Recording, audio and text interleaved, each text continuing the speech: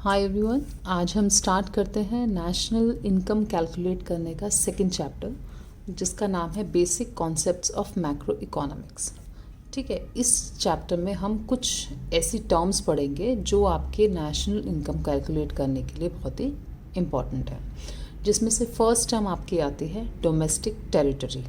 Domestic territory को हम लोग इकोनॉमिक टेरिटरी भी बोलते हैं। पहली बात, अगर आपसे पूछा जाए कि टेरिटरी का मतलब क्या है, कि हमारी अगर हम बात करें कि एक डोमेस्टिक टेरिटरी को आप क्या बोलेंगे, आप बोलेंगे एक ज्योग्राफिकल बाउंड्री।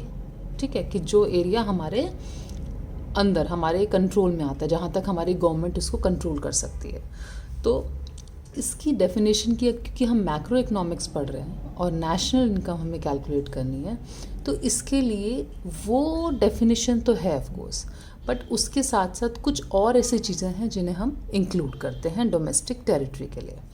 तो स्टार्ट करते हैं। जैसे फर्स्ट है economic territory, means domestic territory का मतलब क्या होता है, इज़ जोग्राफिकल टेरिटरी, वो area which is administered by a government, जिसको गवर्नमेंट कंट्रोल करती है या देखती है, with in which the person, goods and capital R circulated freely. जिस एरिया में ईज़िली कोई पर्सन, गुड्स या कैपिटल को आप ईज़िली एक जगह से दूसरी जगह ले जा सकते हैं, जिस पे कोई बाउंडेशन, कोई बैरियर नहीं होता और वो गवर्नमेंट का कंट्रोल उसके ऊपर होता है बस। ठीक है, ये हमारा एक रफली आइडिया है जो हमारी डोमेस्टिक टेरिटरी का होता है। क्योंकि हम नेशनल इनकम पढ़ रहे हैं तो कुछ और चीज़ें जो ऐड होंगी इसमें, वो क्या है। नंबर वन इज़ जो जैसे कि आपकी आती है, फर्स्ट है ships and aircrafts owned and operated by normal residents between 2 और मोर कंट्रीज़। कोई भी शिप या एयरक्राफ्ट कोई भी 2 कंट्रीज़ के बीच में चल रहा है अगर, ठीक है, कोई भी प्लेन एक कंट्री से दूसरे कंट्री में जा रहा है और वो जो प्लेन है वो एक नॉर्मल रेजिडेंट का है, मान लीजिए हमारे इंडिया का है, एयर इंडिया, तो वो चाहे किस भी 2 कंट्री में चल रहा हो, वो हमारी डोमेस्टिक टेरिटरी का ही पार्ट बोला जाएगा। ये नहीं कि वो जिन 2 कंट्रीज़ के बीच में चल रहा है उनका पार्ट हो गया, that will be part of our domestic territory. Example, Air India का प्लेन है, अगर वो रशिया और जापान के बीच में चल रहा है, चाहे कहीं पे भी जा रहा है, it will be part of our domestic territory. Number 2, fishing vessels, oil, ये सारी वाटर वाली चीज़ें हैं जो वाटर में चलती हैं। Fishing vessels, oil, natural gas, rigs आप बोल सकते हैं कंटेनर्स को। ओके, ठीक है। And floating platforms operated by residents of a country in international water. तो वाटर में कोई भी हमारे रेजिडेंट जो होगा, हमारे यहाँ का नॉर्मल रेजिडेंट जो होगा, अगर उसके कोई ऑयल, नेचुरल गैस के कंटेनर्स या फ्लोटिंग प्लेटफॉर्म्स कुछ भी अगर हैं इंटरनेशनल वाटर में, that will be part of our domestic territory. Okay. Number 3 is embassies. आपने embassies, consulates, military establishments of a country located abroad. चाहे हमारे यहाँ की कोई एम्बेसी हो जो किसी भी कंट्री में हो, हर एक कंट्री में एम्बेसीज़ होती हैं अलग अलग कंट्रीज़ की, जिससे जो भी लोग वहाँ गए हुए हैं, मान लीजिए हमारी एम्बेसी यूएसए में है और वहाँ पे जाके हमारे किसी रेजिडेंट को अगर कुछ भी पता करना है तो वो वहाँ की हमारी जो इंडियन एम्बेसी है वहाँ पे जाके पता कर सकता है। ऐसे ही हमारे यहाँ पे जो बाहर से कंट्री से लोग आए हैं, उनको अगर कुछ भी चीज़ के बारे में पता करना है तो उनकी भी एम्बेसीज़ हमारे कंट्री में, वहाँ पे जाके वो पता कर सकते हैं कुछ भी अगर प्रॉब्लम आती है। इस तरह वो जो एम्बेसीज़ होती है किसी भी कंट्री में, किसी भी कंट्री की, या ऑफिसेज होते हैं गवर्नमेंट के, कॉन्सुलेट्स, या मिलिट्री के एस्टेब्लिशमेंट्स, यानी कि मिलिट्री यहाँ से हमारे यहाँ की इंडियन मिलिट्री मान लीजिए किसी दूसरे कंट्री में चली गई, उनका सेटअप वहाँ पे है। तो ये सब चीज़ें जो हैं, they will be part of our domestic territory. जो इंडियन एम्बेसी अगर बाहर है, कॉन्सुलेट्स हैं, या हमारी मिलिट्री कोई वहाँ पे सेटअप है, वो सब हमारी डोमेस्टिक टेरिटरी का पार्ट माना जाएगा, चाहे वो उनकी टेरिटरी के अंदर आ रहा हो। इसी तरह अगर उनकी कोई चीज़ हमारी टेरिटरी के अंदर आ रही है, that will be part of their domestic territory. Clear, उनकी टेरिटरी का पार्ट है। तो ये कुछ चीज़ें हैं कि जो जोग्राफिकल बाउंड्री के अलावा ये 3 चीज़ें जो मैंने आपको बताई हैं, ships and aircrafts, fishing vessels, oils and natural gas containers, या कोई फ्लोटिंग प्लेटफॉर्म जो वाटर में वाली जो चीज़ें हैं, plus embassies, consulates and military establishments, ये सब चीज़ें एडिशनल हैं जोग्राफिकल एरिया के, जो हम इंक्लूड करेंगे डोमेस्टिक टेरिटरी में। तो मैं आपको कुछ इसके बेस पे क्वेश्चंस करा देती हूँ। आई होप उनसे आपको ये कॉन्सेप्ट अच्छे से और क्लियर हो जाएगा। क्वेश्चंस कराने से पहले 2 पॉइंट्स और हैं। जैसे डोमेस्टिक टेरिटरी में हमने ये तो सोच लिया कि कौन सी जोग्राफिकल बाउंड्रीज़ के अलावा कौन सी 3 चीज़ें और हैं जिनको हम ऐड करेंगे डोमेस्टिक टेरिटरी के अंदर इंक्लूड करी जाएंगी। अब उससे ही रिलेटेड कुछ ऐसी चीज़ें हैं जो हमें इंक्लूड नहीं करनी, तो वो भी आपको क्लियर होनी चाहिए। जैसे अगर कोई एम्बेसी, कॉन्सुलेट्स और military establishments of foreign country, बाहर का अगर हमारे, जो मैं ऑलरेडी आपको बता चुकी हूँ, बाहर की किसी कंट्री की अगर एम्बेसी, कॉन्सुलेट्स या मिलिट्री एस्टेब्लिशमेंट्स अगर हमारे कंट्री में हैं, तो they will not be part of our domestic territory. Like Japan embassy अगर इंडिया में है, तो वो जापान एम्बेसी का ही, वो डोमेस्टिक टेरिटरी का ही पार्ट होगा, वो हमारी टेरिटरी का पार्ट नहीं होगा, हमारे एरिया का पार्ट नहीं होगा। और सेकेंडली, जैसे ये हो गया। सेकेंडली, इंटरनेशनल ऑर्गेनाइजेशंस जैसे WHO, world health organisation, UNO, ये सब भी अगर हमारी जोग्राफिकल बाउंड्री के अंदर आती हैं, ठीक है, इनका ऑफिस या कुछ भी अगर हमारी जोग्राफिकल बाउंड्री के अंदर आता है, that will also not be part of our domestic territory. Clear? तो ये 2 ऐसी चीज़ें हैं जिनको आप इंक्लूड नहीं करेंगे। आई होप आपको अच्छे से क्लियर हो गया। अब हम क्वेश्चंस कर लेते हैं। ओके, अभी जो एग्जाम्पल्स हम ले रहे हैं, तो इसमें हमें क्वेश्चंस में ये बताना है कि कौन सी जो है वो डोमेस्टिक टेरिटरी का पार्ट हैं और कौन से नहीं हैं। अब एक चीज़ आपको ध्यान रखनी है कि डोमेस्टिक टेरिटरी मीन्स एरिया। आप एरिया को माइंड में रखेंगे वर्ड को, ठीक है। तो जैसे पहला, an Indian company in London. अब इंडियन कंपनी है बट वो कहाँ पे है? लंदन में है। वो हमारी टेरिटरी का तो पार्ट नहीं है, ठीक है ना। वो उसमें है जो चीज़ें हमें इंक्लूड करनी है, जैसे कि हमारी कोई एम्बेसी है या कॉन्सुलेट है या कोई शिप या एयरक्राफ्ट है, ऐसी भी कोई चीज़ नहीं है, तो इसको हम कर देंगे no, this is not part of our domestic territory. Microsoft office in India, of course क्योंकि ये हमारी टेरिटरी के अंदर आता है, तो हम बोल देंगे yes, it is part of our territory. Office of Reliance industry in New York, है तो Indian company but it is in New York, तो इसको हम नहीं लेंगे because it is not in our area, तो big no.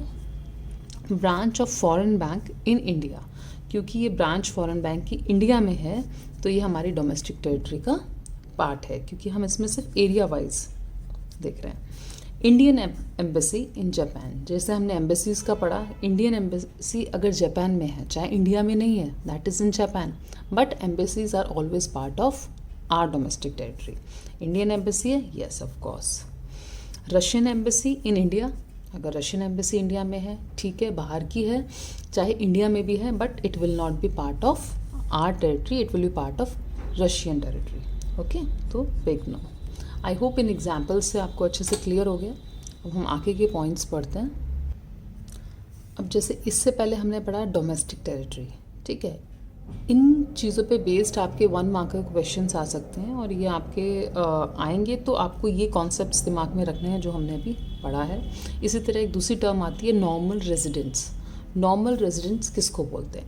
Normal resident of a country refers to an individual और an institution. सिर्फ एक इंसान की बात नहीं हो रही, एन इंडिविजुअल और एन इंस्टीट्यूशन, मतलब कुछ भी चीज़ हो सकती है, उसको हम नॉर्मल रेजिडेंट बोलेंगे। इफ़ ही मतलब वो जो है, if he satisfy these 2 conditions, जैसे number 1, who ordinary resides in the country, मतलब एक तो वो देश में रह रहा हो, कितना टाइम? मिनिमम ऑफ 1 ईयर, मतलब कम से कम वो 1 साल। अगर वो 364 डेज भी रहेगा तो उसको आप नहीं मानेंगे रेजिडेंट। हाँ, 1 साल से ऊपर रहेगा तो वो आपका नॉर्मल रेजिडेंट बन जाएगा, लेकिन दूसरी कंडीशन भी उसकी हो, who centre of economic interest also lies in that country, जिसका इकोनॉमिक इंटरेस्ट जो है वो भी उस कंट्री में ही हो। इकोनॉमिक इंटरेस्ट किसको बोलते हैं? इकोनॉमिक इंटरेस्ट मीन्स जो वहीं पे कमा रहा हो, वहीं पे खर्च कर रहा हो, ठीक है, खाना कमाना खर्चना सब कुछ उसका उसी देश में हो रहा हो, प्लस मिनिमम वो 1 साल वहाँ पे रहा हो, that person will B normal resident of that country. Clear? Okay, अब जैसे हमने पढ़ लिया कि नॉर्मल रेजिडेंट बनने के लिए 2 कंडीशंस, एक तो वो इंसान, एटलीस्ट इंसान या इंस्टीट्यूशन कुछ भी, वो मिनिमम 1 साल रहे वहाँ पे, प्लस उसका इकोनॉमिक इंटरेस्ट यानी खाना कमाना खर्चना is also in that country, उस देश में। ठीक है, अब किसको हम नहीं इंक्लूड करेंगे? Followings are not included under normal resident.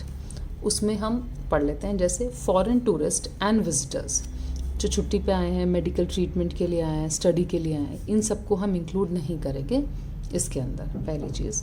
ठीक है। Second, foreign staff of embassies, officials, diplomats and member of arm forces of foreign countries.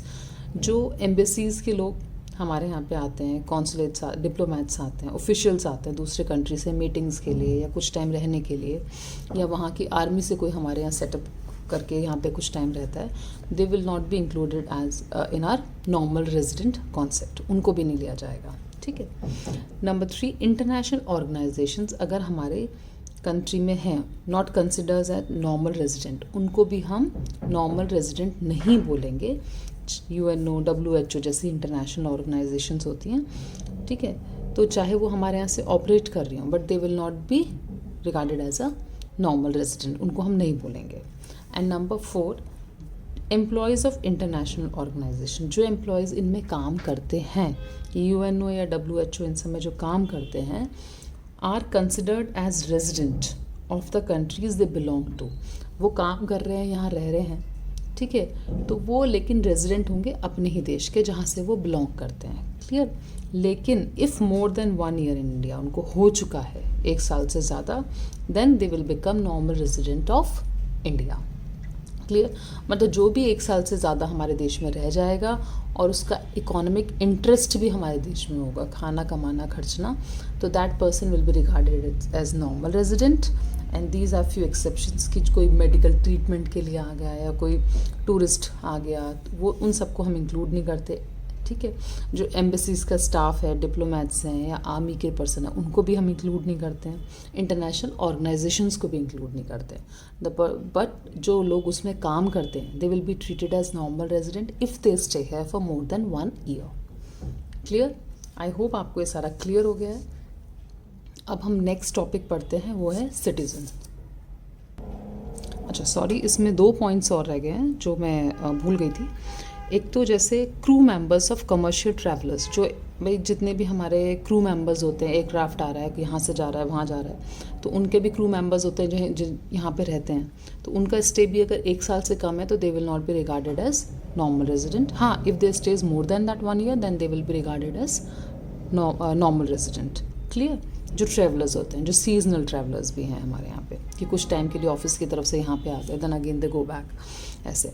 और बॉर्डर वर्कर्स जो हैं, बॉर्डर वर्कर्स होते हैं जैसे मान लीजिए इंटरनेशनल बॉर्डर्स के पास ही रहते हैं वो, और वो काम के लिए हमारे यहाँ पे देश में आए, फिर वापस चले गए, सुबह आए शाम को चले गए, क्योंकि बॉर्डर के बिल्कुल पास ही है, तो सुबह आए, काम किया और वापस दे गो बैक, तो उनको हम अपना नॉर्मल रेजिडेंट नहीं बोलेंगे, चाहे वो यहाँ पे काम कर रहे हैं, बिकॉज वो जिस कंट्री से हैं वो वहीं के ही रेजिडेंट कहलाए जाएंगे, नॉट ऑफ आर कंट्री। मान लो कोई नेपाल में काम करता है, नेपाल से बॉर्डर से इंडिया में काम करता है, वापस अपना चला जाता है, फिर अगले दिन आता है काम करके, फिर वो बॉर्डर से वापस चला जाता है, तो वो हमारे यहाँ का पार्ट नहीं होगा, वो नॉर्मल रेजिडेंट नेपाल का ही होगा।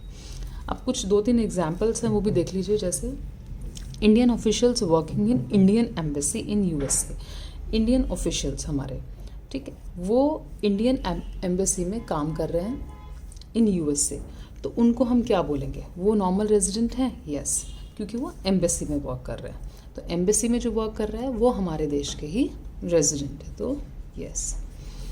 फिर Japanese tourist who stays in India for 2 months, अब टूरिस्ट आए लेकिन हमें वो सिर्फ 2 महीने के लिए यहाँ पे, और कंडीशन कितनी फुलफिल होनी चाहिए? 1 ईयर की, मिनिमम 1 ईयर, तो वो सिर्फ 2 महीने के लिए यहाँ पे थे, तो they will not B normal resident. Clear? Next, Indian working in UNO office located in America for less than 1 year, Indian जो काम कर रहे हैं UNO ऑफिस में अमेरिका में, बट 1 साल से कम, तो 1 साल से कम कर रहे हैं तो वो वहाँ के रेजिडेंट तो नहीं बन सकते, they will be our resident, Indian resident, normal resident जो है वो इंडिया के होंगे, ठीक है। अमेरिका के अगर होते तो 1 साल से ऊपर उनको वहाँ रहना पड़ता, तो they will B resident of Indian. So yes, no for tourist because it is less than 2 months।